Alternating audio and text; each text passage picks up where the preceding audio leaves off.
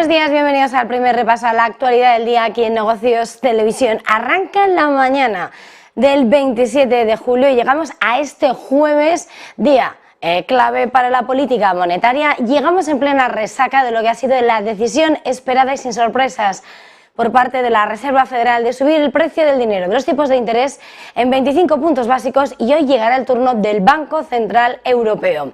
Lo hemos venido anunciando, lo cotizaba el mercado y ayer Jerome Powell lo confirmaba. La Reserva Federal ha aprobado ese aumento de los tipos de interés que lleva el coste del endeudamiento de referencia en los Estados Unidos a su nivel más alto en 22 años, 10 subidas consecutivas, y se le suma ese último movimiento de cuartillo de punto porcentual que lleva a esa horquilla de los tipos de los fondos federales a un rango objetivo de 5,25-5,5%.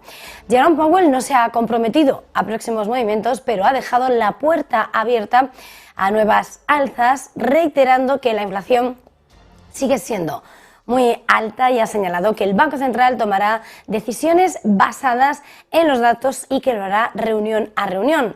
Subrayaba que la inflación se ha moderado un poco desde mediados del año pasado, pero que alcanzar ese objetivo del 2% de la Fed todavía tiene un largo camino por recorrer. En su presentación, de hecho, Powell hacía un repaso de cómo en tan solo un año la Fed ha subido el tipo de interés a ese 5,25 desde principios del ejercicio pasado, una subida que asegura ha impactado en la demanda de los sectores de la economía más sensibles a los tipos de interés, en particular a la vivienda y a la inversión. Sin embargo, subrayaba que esos efectos de la política monetaria restrictiva todavía tardarán en manifestarse plenamente, sobre todo en la inflación. Powell añadía además que la economía se enfrenta a los vientos en contra que se desprenden del endurecimiento de las condiciones crediticias para los hogares y las empresas, que probablemente, explicaba, se podrán interpretar o traducir como un aumento de los tipos de interés. Vamos a recuperar las palabras de Jerome Powell. With today's action, we've raised our policy rate by 5.25 percentage points since early last year. We have been seeing the effects of our policy tightening on demand in the most interest rate sensitive sectors of the economy, particularly housing and investment.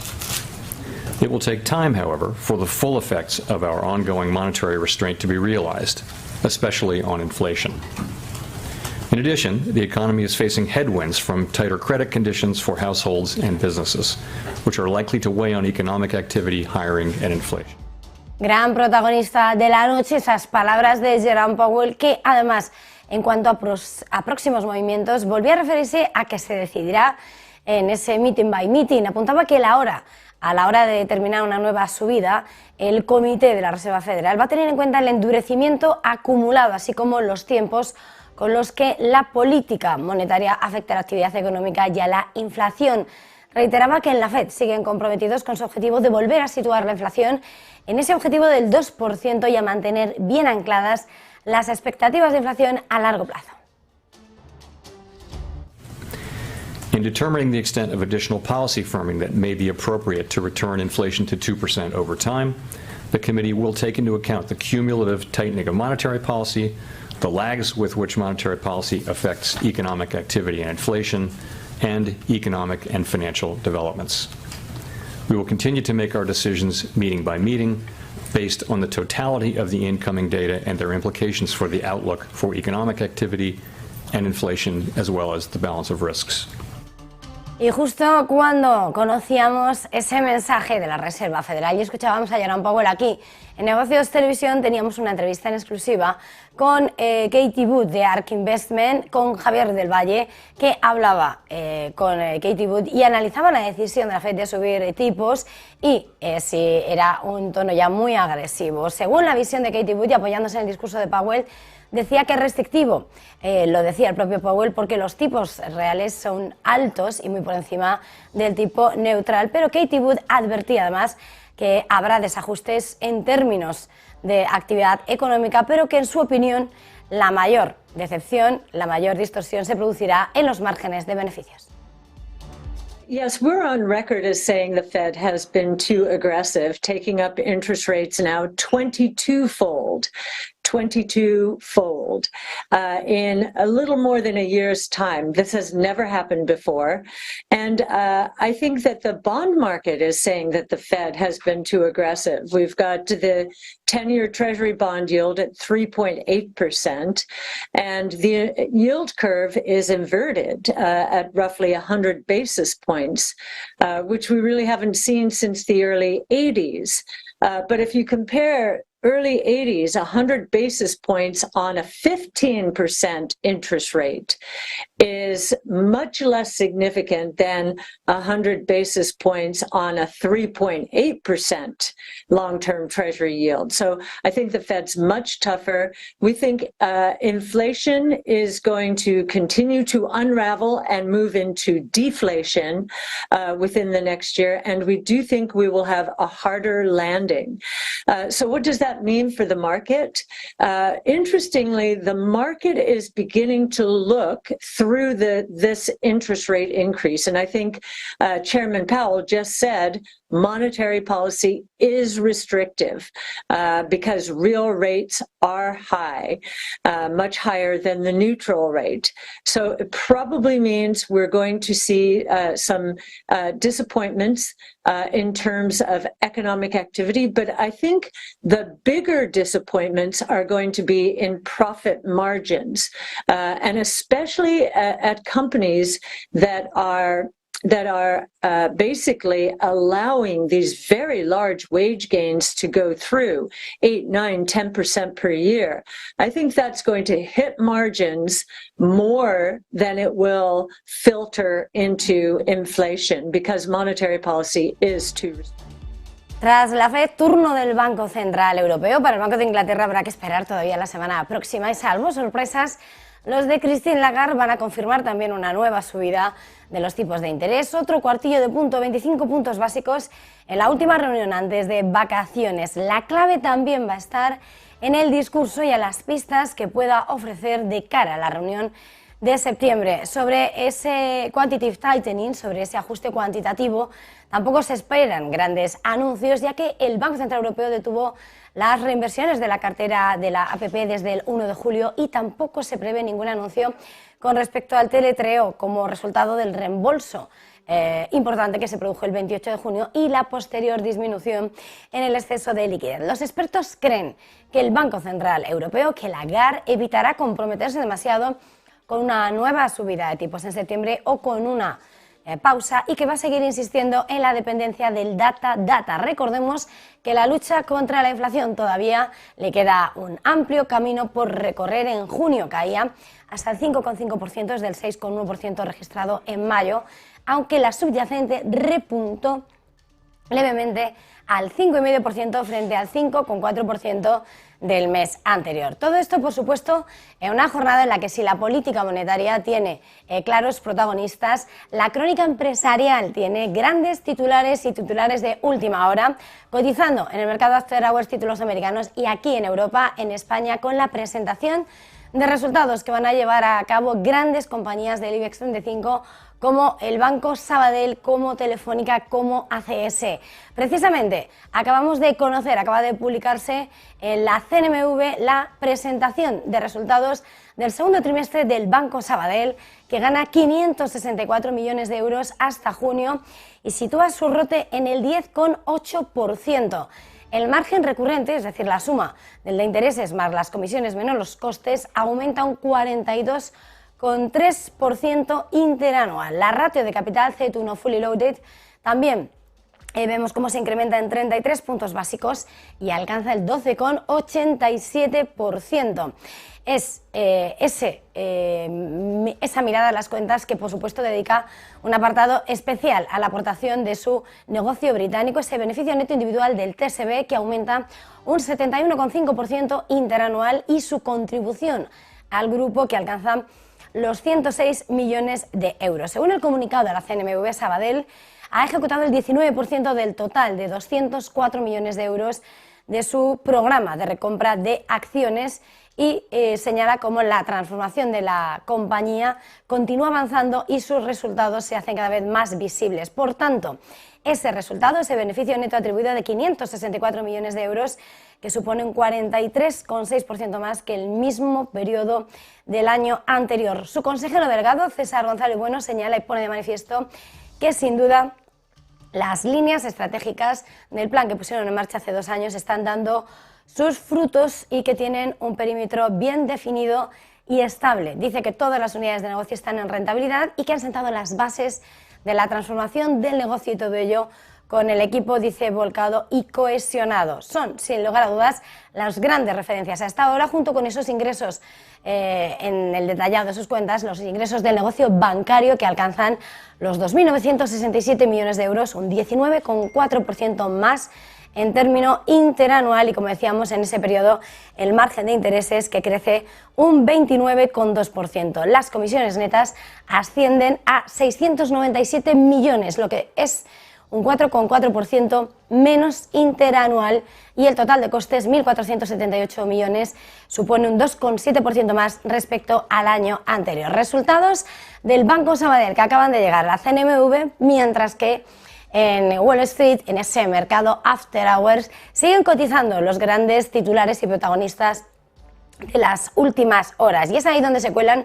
los títulos de Meta, que se han disparado después de que la compañía de Mark Zuckerberg haya presentado unos resultados mejor de lo esperado, con además una guía más optimista para el tercer trimestre. 2 motivos que le han hecho impulsarse un 5% en esas operaciones extendidas y en una jornada en la que el mercado conocía cómo Meta ha anunciado un crecimiento de los ingresos de 2 dígitos por primera vez desde el cuarto trimestre de 2021. Las ganancias por acción, $2,98 por encima de los 2,91 esperados, y, como decíamos, los ingresos, 32.000 millones de dólares, también por encima de lo que se esperaba, y también aumenta el número de usuarios activos diarios hasta 2.060 millones frente a los 2.040 millones esperados. Son los grandes titulares que van escribiendo la crónica de la mañana, esos protagonistas con nombre propio, pero que sin lugar a dudas se alimentan con los grandes protagonistas del tablero internacional y de la diplomacia. En este punto importante lo que estamos viendo mirando hacia Asia, porque Rusia se compromete a fortalecer los lazos militares con Corea del Norte. Es el mensaje clave que además se fija en el marco de la visita del ministro de Defensa ruso a su aliado comunista. Se ha reunido, por tanto, el responsable de la diplomacia de defensa rusa con el líder norcoreano, con Kim Jong-un, en una visita que además coincide con ese desfile con motivo de los 70 años de la firma del armisticio de la guerra de Corea. Como decimos, Moscú se compromete a fortalecer esos lazos militares mientras los dos países buscan profundizar las relaciones tras ese contexto internacional que se va polarizando más desde que arrancase la guerra en Ucrania. La visita del ministro ruso supone la primera delegación extranjera de alto nivel que se le permite entrar en el país comunista, en el régimen norcoreano, desde que el líder Kim Jong-un selló las fronteras del país cuando se desataba la pandemia. Sin lugar a dudas, es una de las referencias mirando al tablero internacional, pero por supuesto, en el ámbito de esa guerra en Ucrania, clave también las posiciones del otro lado de la campaña, donde estamos viendo cómo la Unión Europea, los países, los grandes aliados de Ucrania, extienden las sanciones por la guerra en Ucrania a Bielorrusia, el gran aliado de Moscú. Los socios comunitarios han anunciado la prohibición de las exportaciones de equipos de campo de batalla y piezas de aviación a Bielorrusia.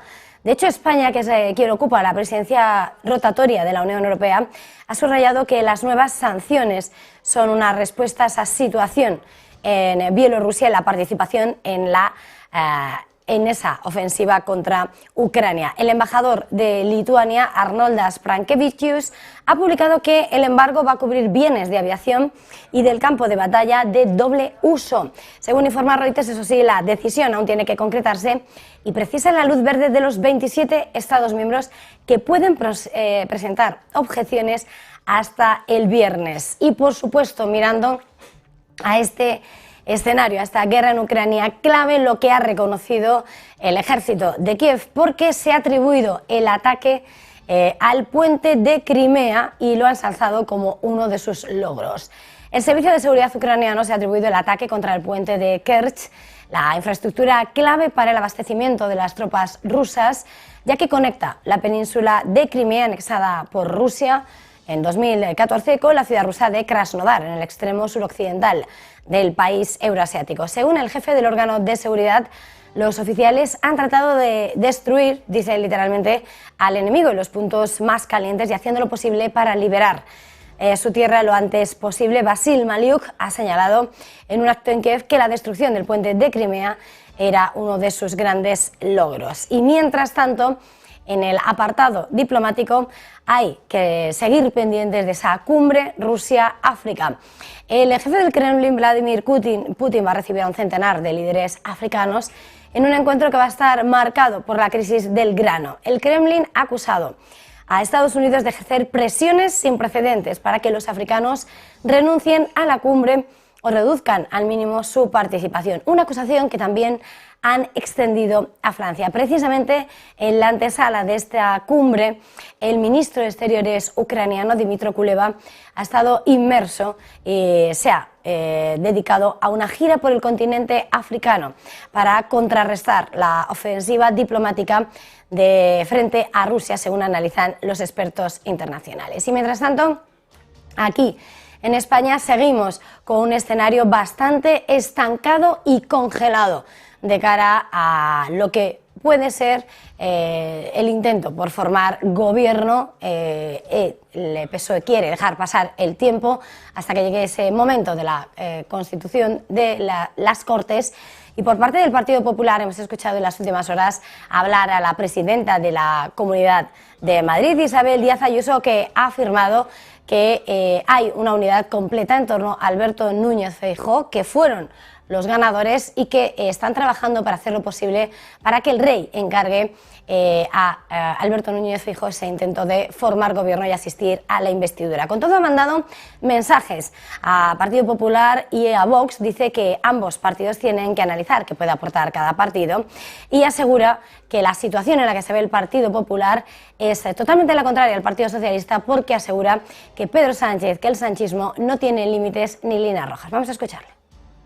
Vox y el PP, desde luego, tienen, como el resto de los partidos, que queremos una España unida. Tenemos que analizar qué podemos aportar cada uno. Yo siempre he sido de la teoría de ser el mejor Partido Popular para que su base electoral esté en su casa. Me habla en términos de fracasos, pero es que no lo ha habido. Es que nosotros hemos ganado las elecciones, hemos sido el principal partido en estas, y es cierto que a nosotros nos faltan, a lo mejor porque tenemos escrúpulos, una serie de socios. Pero claro, es que no pactaremos cualquier cosa con cualquiera, y eso es algo que, sin embargo, en el proyecto de Sánchez y el sanchismo sí sucede. El sanchismo, por cierto, termina utilizado también por todos, no solo por mí. Y eso es algo que a él, como no le importa, pues pactaría y pactará lo que sea con quien sea. Algunos es que tenemos unas líneas, unos mínimos. España no se vende, no se trocea, y tampoco el Estado de Derecho a demanda de los delincuentes si son mis socios. Como nosotros hay unas líneas que nunca pasaríamos, efectivamente, pues nos vemos en estas.